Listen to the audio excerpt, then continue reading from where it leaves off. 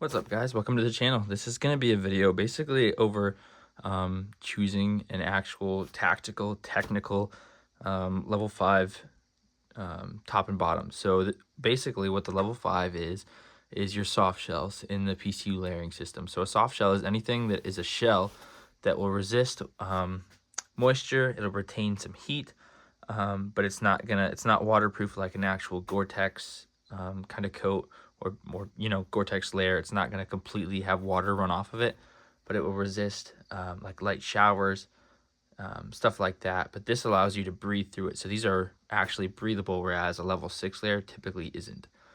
So I'm just gonna kind of show you some of the options that I have that I use. I've got quite a few soft shells. Soft shells are really the backbone of the whole layering system. If you like, as soon as it gets cold out, anything below 45-50 degrees, your soft shell is really going to be what is one of the most important pieces of equipment to have on. And there's a whole bunch of different options and there's plenty to look at. So I'm just going to kind of go over it and break it all down. So I've got 3 tops and 3 bottoms here. These are some of my favorites that I've used so far, and they're all a little bit different in their own perspective. So I'm going to start with tops and then we'll look at bottoms. So over here on the furthest to the right, this is one that I've used probably the most. This is a level 5 PCU Patagonia soft shell. So right here's your Patagonia, and these are all sized in medium regular, because that's my size. So anyway, this is one of the reasons that I like this jacket so much, is that it actually has zippers on the side where the pockets are. So right here's your front pockets in the chest, but they're breathable. So there's this mesh here, so you can see my hands through the inside of the mesh. So whenever you're actually doing something like an active, you're hiking or climbing or running or whatever, and you start to overheat, this allows you to dump heat through both the chest pockets, but also the pit pocket.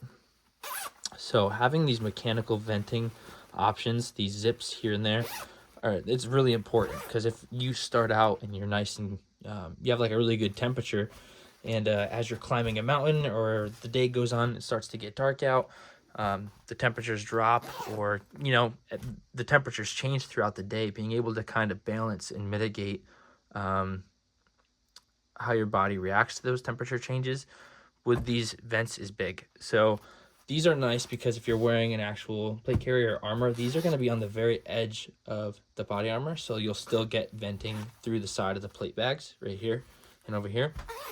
And I mean, same thing with the pit vent. The only thing is that this is a full zip, so with the armor, you'll be able to unzip to right about your collar, but then otherwise you'll have to mess around and be able to unzip all the way. This one does not have any kind of pockets inside, but I mean, that's fine. They all, for the most part, have a way to adjust the sorry about that, the closure at the bottom right around your waist.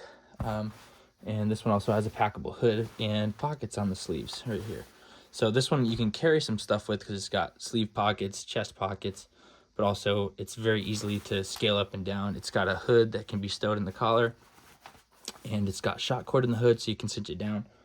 Excuse me. So this is a great option right here. We'll do a deeper dive in this in the future, but this is one. This is a newer one that I have. This is from Arc'teryx. This is their soft shell anorak, their Arc'teryx Leaf soft shell anorak. So this one is a little bit different. An anorak right here is basically a pullover it's basically like a half zip. It's a little bit more than half if you ask me, but this one does not actually have anything in the pockets, or any pockets in the sleeves, no pockets in the chest.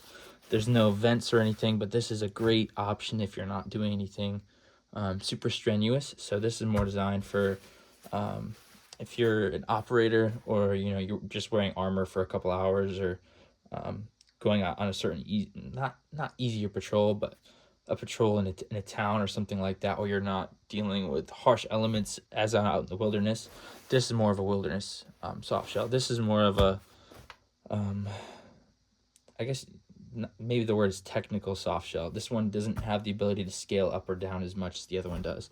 The hood doesn't get stowed or anything. It's got a nice brim on the top, in the front, but there's not a whole lot to scale up or down with it. So this is a great option as well. Like I said, it's just a little bit different, not as scalable.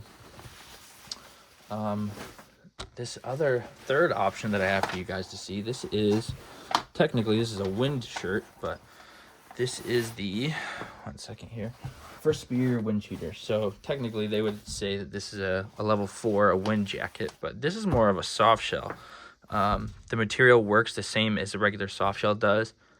It allows you to breathe through it. It also stops wind, not as much as a dedicated wind shirt, but a lot more than a regular warming layer. This I've worn it quite a few times, and this works just as a regular soft shell would. This one is great because it's sturdier than the other ones. I don't know if you can tell in the video, but this fabric is a lot more rigid and durable than the other two. And it has some pockets on the shoulders. Same deal with the venting in the chest and in the pits. So this is also a great option for being out in the wilderness, specifically one, because it's got all the different mechanical venting spots, but two, it's so much more sturdy than the other ones. So if you're going through any thick brush or anything like that, I believe this might also be, don't quote me on it, but a little bit flame resistant. But this is just another option that you can get for tactical versions of a soft shell jacket. There's all kinds of Chinese made ones. I wouldn't really care for any of those. I would want to stick to a name brand where you can actually get specs on it and see the details of the jacket. So you really, when you're looking for a soft shell jacket, you want to look at how much you can scale it up or down for, you know, actually being able to carry things on it, you know, your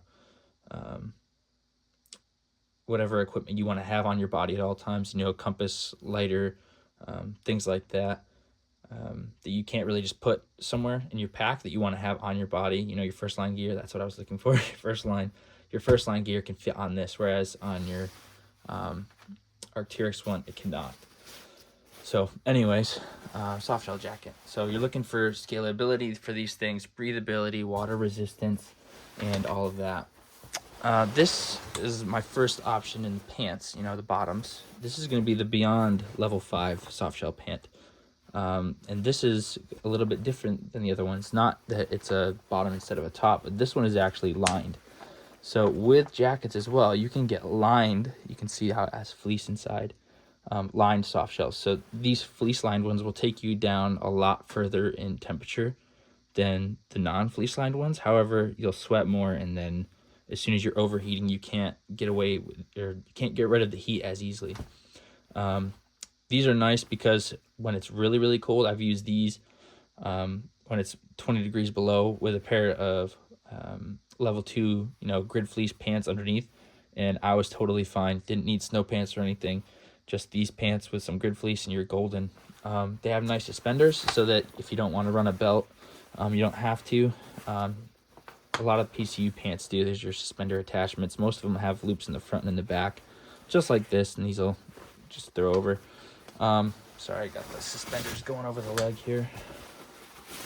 These ones, you also want to look for venting options. So on the side here, this is right above your cargo pocket. They have these where you can, these zips where you can drop and get some ventilation through the side of your thigh.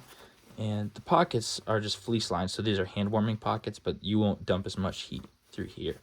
But having a dedicated vent on the thighs is huge because I run warm, so my legs typically overheat if I do the grid fleece with fleece lined soft shell.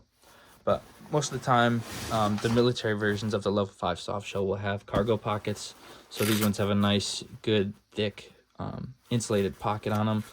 And at the bottom, they typically have spots where you can actually either cinch the pant around your boot. So this has a nice elastic band inside of it.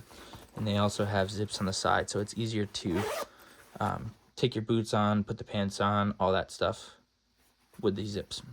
So this is the Beyond pair right here. These are pretty durable, of a soft shell, but also very warm because, like I said, fleece lined. Our next ones up here, these are from Orc Industries. So these Orc pants are very cool. These, unlike the Beyond pair, they're not lined. So if I open them up, it's the same material inside and out. Ones that aren't lined are typically the ones that I run, just because I, like I said, typically run warmer. But you can see the tie downs on the inside right here and here. And then on the back for suspenders, so you can actually have these hiked up. This goes on the back, like I said, for wearing suspenders. These also have the side vents on the thigh for dumping heat if you need to. And what I like about these blacks, zips are waterproof.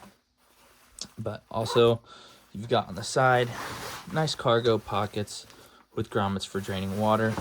And then, like I said, the other ones, at the bottom, you've got elastic in part of the bottom, loops for running, shock cord to tighten it down around your feet, and there's your elastic for cinching it down. But these nice orc pairs actually have kind of built-in reinforced, the inside of the leg is reinforced with this black patch here. So if you're wearing spikes or crampons or whatever, they won't tear near as easy. You can see mine have been pretty scuffed up. I bought these used, but I've worn these quite a few times. So this is an example of a non-insulated but more reinforced pair of pants. So I've got a couple other pairs, but we're just going to look at one more. This is a civilian pair that I had in a video recently. These are Arc'teryx, not Leaf, just Arc'teryx Gamma MX soft shells. So this is a pair of lined soft shell pants. So you can tell right off the bat, these are a little bit more different than, or a little bit different from the other ones, just because they don't really scream tactical. I think these are more made for snowboarding, but these are nice because they are insulated, or not insulated, but lined. So you can see the fleece lining in here, and they have a built-in belt, which is one thing that I really actually liked about them. So you close the button snap, and then this belt here actually runs the entire duration of the waistband, and you can just lock it in and then tighten the belt down to wherever you want it, and then you can tuck this excess into the waist so that it's a super low profile belt that's just out of the way. That's one thing that's nice about these pants. All of these, they're very breathable, but they also protect from the elements. So if you start to sweat, these will actually cook dry, so all the moisture and the sweat from your legs will slowly break through these layers and get out of your body rather than trapping inside.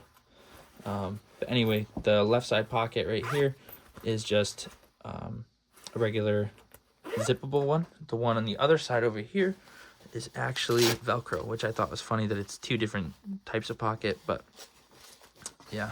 Anyway, going down to the bottom, this one, just like the orc pair, also has a reinforced spot on the inside, so when you're walking, this will protect against spikes and stuff like that. And it's also got shock cord for tightening around your boot. So this is just kind of an option on the civilian market for a good pair of soft shell pants for the cold. These are actually warmer. I think the warmest pair that I've used so far. I had these most recently in the Adirondacks, and it was so cold. I believe on the peak of the mountain that I took these on, it was like -30, and the wind was enough to like push you over. And with these on and level 2 grid fleece underneath, I was totally fine. I wasn't cold even in the slightest. I was very comfortable. So these are a really good contender for the most extreme cold weather. Like I said, the level 5 in the PCU layering system, the soft shell, is really like the backbone of the entire system. It's the main contender for dealing with the elements. Having a good soft shell is what's going to keep you dry, it's going to keep you warm, and it's going to keep you protected from all of the elements around you. You can really scale them up with as many pockets and vents as you want, and built-in gaiters and all of that to kind of keep you good to go, or you can keep them as slim as you want. So I don't really have any more just bare slim soft shells. I think I have a Patagonia pair somewhere that only have like front and back pockets, no cargos, but you can really, like I said, scale it as much as you want. So there's a lot to going into getting a good soft shell pair. I would really just pay attention to your environment, see what the lowest temperature is. If your temperature that you're going to be living and operating in doesn't get much below 0, I would just go with a non-insulated pair, or non-lined pair, just because the fleece lining is something that you can't take off and it makes you really warm. But at the same time, if you're not doing something super active like climbing a mountain or doing some kind of combat operation, then having a fleece lined pair might be a good option for you, just to keep you warm when you're not as active. So anyway, there's a lot of information out there where you can find for looking more into each individual garment. But I just wanted to give you all kind of a base layer, or base idea, base layer, just a base idea of what to look for when you're getting into these, because the soft shell it's a big deal. So anyway, thanks for watching my video. Thanks for checking out the channel.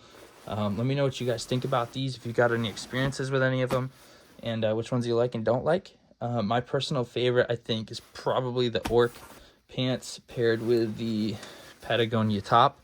Those have been great all winter, this most recent winter and in the past for me.